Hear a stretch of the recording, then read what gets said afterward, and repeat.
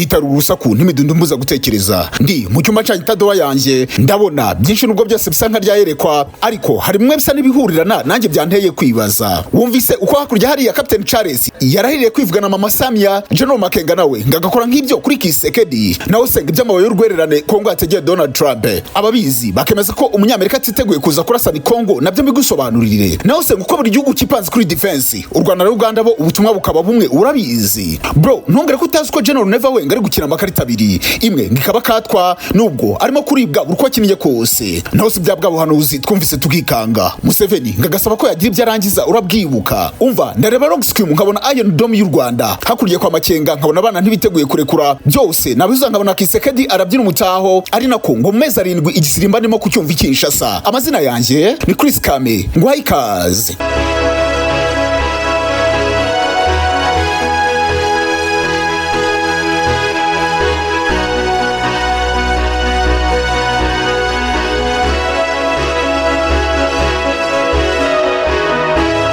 Ni ibintu byatangiye kuvugwa ku munsi wa gatandatu aho amakuru yabanje gucicikana akavuga ko mu gihugu cyegeranye n'u Rwanda ari cyo Tanzania bavugwaga umusirikare wateguye gukora kudeta. Nyuma y'amashusho umusirikare mu ngabo za Tanzania Captain Charles Tesha yagiye ahagaragara kuri wa gatandatu asaba igisirikare cya Tanzania gufata ubutegetsi kuko ari cyo abaturage bizeye. Abantu bamwe batangiye kuvuga ko ari video yakozwe na AI ariko umuvugizi w'igisirikare cya Tanzania yagize icyo avuga kuri aya mashusho yemera ko uyu ari umusirikare cyangwa yagihozemo avuga ko hari bamwe mu bari gukoreshwa bashorwa mu bibazo bya politike. Uyu musirikare muri aya mashusho yavuze ko yandikiye abamukurikiye abagaragariza ibintu bitamushimisha mu gihugu. Avuga ko igisirikare cya Tanzania TPLF kigomba gufata igihugu kuko yemeza ko ari cyo abanyatanzania bizera gusa. Yagaragaje kandi ko amatora ateganijwe agomba guhagarikwa kuko ngo abamo uburiganya n'andi mahano menshi. Yavuze icyo yise deep state cyangwa se leta ikorera mu yindi, avuga ko ariyo igenzura kandi gakoresha ishyaka Chama cha Mapinduzi.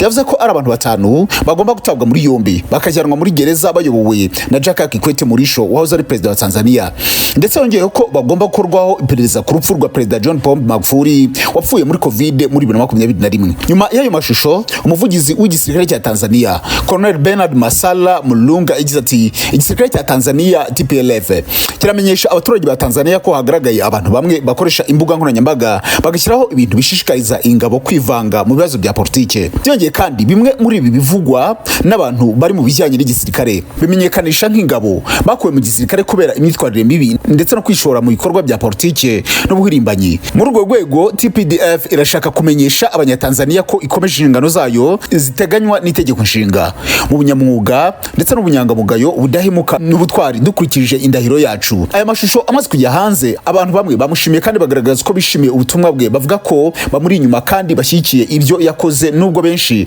bemeza ko ari byo yatangije bitazamugwa neza kuko ashobora gufatwa agashinjwa icyaha cyo kugambanira igihugu gihanishwa igihano cy'urupfu mu bihugu byinshi. Uko muri Tanzania ibintu byagendaga gutyo niko mu burasirazuba bwa Kongo ho uwitwa General Sultan Makenga we yahaga umugisha abasirikare 10,000 bari bamaze kuba abakomando bagomba kwinjizwa muri AFC M23. Umugaba mukuru w'ingabo z'umutwe wa AFC M23 General Sultan Makenga yarahiriye guhirika ubutegetsi bwamunzwe na ruswa bwa President Felix Antoine Tshisekedi wa Republika ya Demokarasi ya Kongo. Makenga yatangaje ku wa gatatu ku itariki ya mbere Ukwakira ubwo yasozaga imyitozo y'abasirikare bashya 9,350 M23 kunguka ni mu muhango wabereye mu gace ka Canzu mu ntara Kivu y'Amajyaruguru.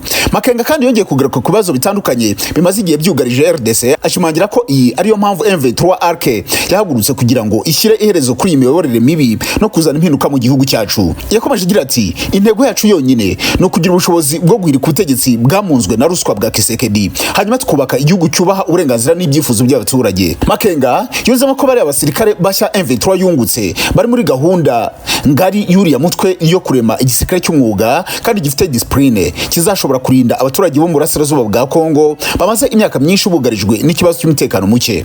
Bari abasirikare bashya bariyongera ku bandi babarirwa mu 2007 M23 yungutse mu minsi ishize, bivuze ko byibura mu gihe kitageze ku mezi 2 uyu mutwe umaze kunguka babarirwa mu 2017 by'abasirikare bashya ndetse barimo n'abakomando. Uko byagendaga bityo mu burasirazuba bwa Kongo niko mu Rwanda ho nyakubahwa Perezida wa Republika y'u Rwanda Paul Kagame yinjizaga mu gisirikare abasuriye tena bagera mu 1029. Muri abo ngabo hari harimo umuhungu we Brian Kagame. Nyuma y'umunsi umwe gusa Perezida Paul Kagame yahise azamura abasirikare 600 abakura ku ipeti rya Lieutenant ahita bagira abariyetena buzuye. Nyuma y'umunsi umwe nanone yakwa Perezida Kagame yahise arahiza Minisitiri w'Ingabo. Uyu nguyu ntabwo yari yarigeze arahira, ubwo abaministri barahiraga muri guverinoma nshya. Mu ijambo nyakubahwa yababwiye ko bagomba kwirinda ubusinzi, ndetse n'imico mibi kuko ari byo byubaka igisirikare cy'umwuga. Ndetse mu burasirazuba bw'u Rwanda ukuriye igipolisi nawe yatangaga ihumure ku bacuruzi ababwira ko mu Rwanda inkike z'u Rwanda zirinzwe, ko ibintu bimeze neza cyane. Uganda nabo muri weekend ishize barahizaga abasirikare, ndetse byari biyobowe na Perezida Museveni ndetse n'umuhungu we. Igikorwa cyari kirimo abasirikare benshi binjijwe muri UPDF. Burundi ho ibintu ntabwo bimeze neza kuko ngo hari inzu zigera muri 28 zasenywe bitewe na M23, ndetse bikavuga ko Burundi bo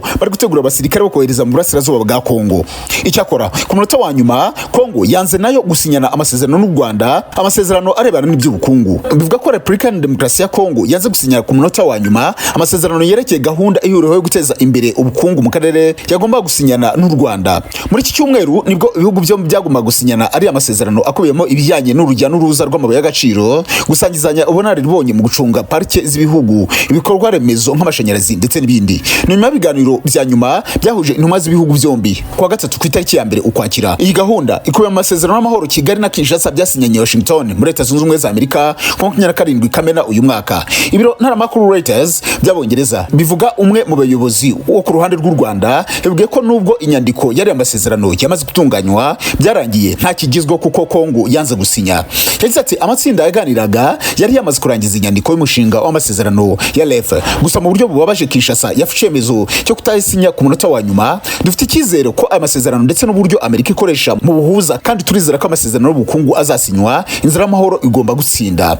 Undi muntu wavuganye na kiriya gitangazamakuru yakibwiye ko Kinshasa yavuze ko idashobora gusinya ngo keretse 90% by'abasirikare b'u Rwanda bari mu burasirazuba bwa Kongo babanje kuhava. Kinshasa yanze gusinya rero amasezerano mu gihe mu kwezi gushize yari yanumvikanye n'u Rwanda ko igomba gutangira ibikorwa byo gusenya umutwe wa FDLR muri uku kwezi, ibigomba gukurikirwa no kuvanaho ingamba z'ubwirinzi ku ruhande rw'u Rwanda. Kuri ubu ngubu hari impungenge z'uko Kinshasa ishobora kwisubira kuri gahunda yo gusenya uriya mutwe wiganjemo abagize uruhare muri jenoside yakorewe abatutsi mu Rwanda muri 1994. Ndetse ibirenze kuri ibyo Kinshasa ikabivuga ko yiteguye guha Trump ikintu cyari cyo cyose mu gihe yagarura umutekano mu burasirazuba bwa Kongo. Ariko ku rundi ruhande M23 nayo ikavuga ko igomba gusya itanzitse impaka ikuye Kisekedi muri Palais de Marbre. Impamvu nakubwiza nkuru zose ngahera ku gisirikare cya Tanzania nkagera mu Rwanda, mu Burundi, muri Uganda ndetse no muri Kongo, nuko bose bari kugenda bareba ku ngabo ndetse no ku gisirikare. Buri ruhande ruri gusa naho rwiteguye intambara, ariko rumwe rwinjiza abasirikare ari nako abandi batoza abasirikare. Uburasirazuba bwa Kongo bumaze kuba nk'igihugu kuko nabo bari kwinjiza abasirikare b'ubutitsa nkuko n'ubundi bo bari mu ntambara. Icyakora mu bindi bihugu nanone nabo ibisirikare bakaba bari kubikoraho ubutitsa